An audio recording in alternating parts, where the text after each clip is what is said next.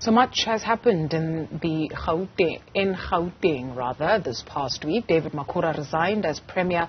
Dr. Mpho Phalatse was ousted as Executive Mayor of the city of Joburg. And Panyaza Lesufi is the new Premier. We're now joined by political analyst Rebone Tau to weigh in on the latest developments. A very good morning to you, and thank you very much for availing yourself. What do we need to understand about the politics of Gauteng? Good morning, and good morning to the viewers at home. It's very interesting, developments in a short period of time.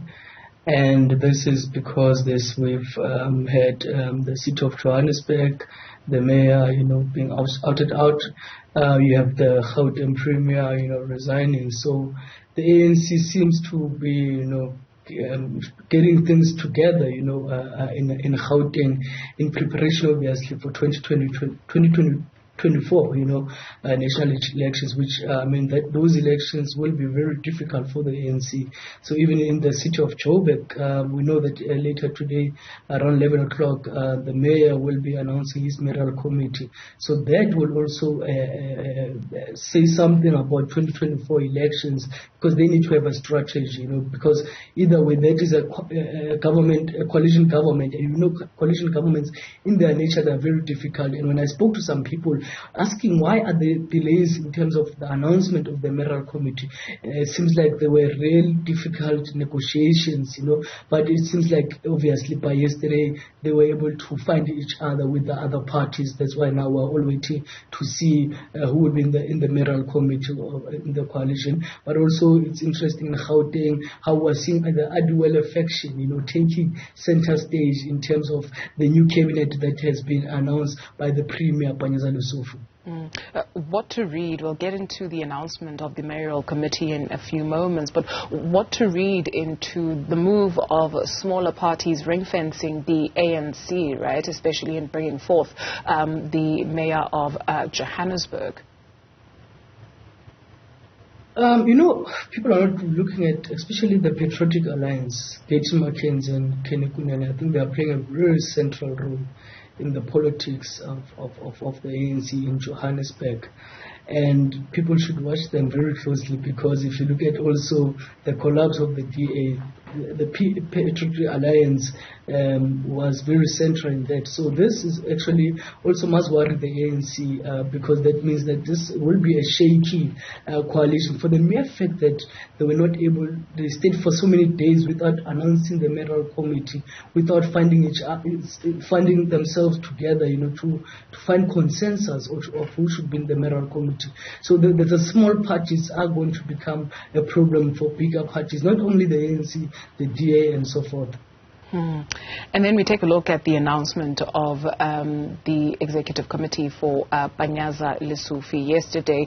While this has taken time, granted, there's other parties that are involved, so discussions there might be a little bit complex. He didn't waste any time in terms of announcing new MECs, right? So what do we read into how long or when he would have had time to apply himself to choose the kind of people that he chose? I can tell you that because with the Gauteng Province is different from the Johannesburg, because the ANC is the ruling party in Gauteng. The discussions from when I spoke to some within the ANC a few weeks back, even before the press briefing, by the way, of the ANC in Gauteng, speaking about the transition, that Makhura will definitely at some point resign. Already there were discussions around who are going to be the MECs, but obviously that was also another process. So the process did not start when Panyaza Lesufi took over as Premier. The process has been there, has been going on, and we're just seeing the end results of that process. What about the mandate and some of the promises that were made, right? So he says the hallmark of this administration is to reinvigorate the township economy. Township businesses will be big. The words big or the word big was used quite loosely yesterday, but they're still yet to put together a database of these township businesses. Much has been said about growing this township economy, yet we're yet to have a database. I think that was a very nice speech a very nice wish list by the Premier. We can only assess him next year, this time of the year, to see if they would be able, if they would have implemented some of the things that he has committed to the people of Gauteng. Because, you know, even yesterday when I was speaking to some people around it, more especially when he speaks about the what they call spaza shops, you know, people are even laughing that, I mean, why is he preoccupied about the spaza shops, you know?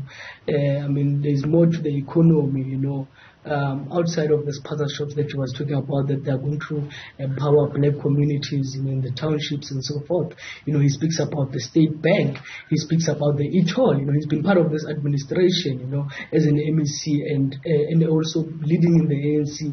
And up to now, you know, the issue of e-toll seems to be a very difficult and complex, because you have a situation where National says, no, these are our roads, e-toll is not a mandate of Gauteng Province, you know. So I think what he did yesterday, he has set himself up, and if by next year he will not be able to deliver on the promises that he has made to the people of Gauteng, that is going to weaken the ANC further, as we know that the ANC is weak.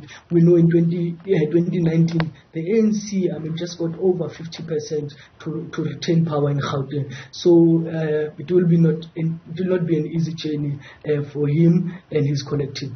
What of the establishment of this 24/7 land invasion unit? We can argue about migration and not planning enough for the movement of people, and hence the burgeoning of the population in Gauteng. However, the party has been found wanting in terms of delivering where the issue of housing, and not just housing, but decent housing, is concerned. I think what was interesting, you know, when he speaks about that they are going to give land or release land, especially to young people, so that young people can build for themselves. Because in the main, I mean, if you want to buy land in Gauteng, land is very expensive. So we are waiting to see in terms of the land allocation that will be given, because also it will depend where about are they giving the people land, because you can't give people land that is far from the city, you know, because, I mean, the activities are in the city. So obviously this land that will be released to young people, I think in the main is young people who will be able to afford to build houses for themselves. Rebone Tau, thank you very much for joining us this morning.